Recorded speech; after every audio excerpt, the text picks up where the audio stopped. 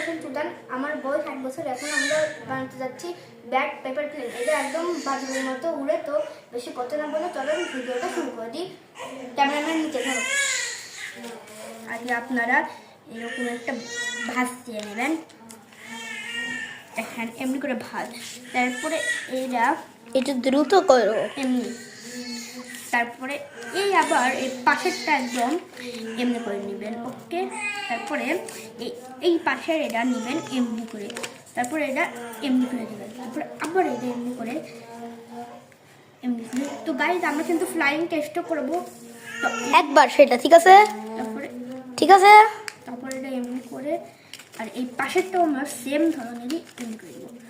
তো তারপরে গাইস এইটা আমরা সোজা করবো, তারপরে এদিক করে দেবেন।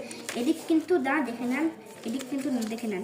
তারপরে এদিক করবেন, তারপরে গাইস এইটা এখানে করে, তারপরে এটা এমনি এমনি করবেন।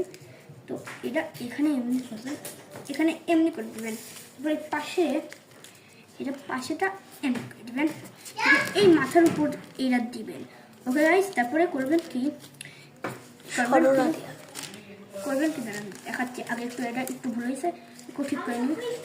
তো গাইস তো এটা দেখবেন, এই মাথার এই জিনিসটা আছে না, এটা কোথাও দিবেন না, এখানে দেবেন শুধু। তারপর এই যে একটা নর্মাল প্লেনের মতো খালি আপনারা এটা এমনি করে ভাঁজ করবেন, ওকে। তারপরে এমনি করে আপনারা প্লেনটা এমনি, তারপরে এমনি করে, আর তারপরে এইখানে আছে না, এখানে একটু করে এমনি করে দেবেন, আর এটা এমনি।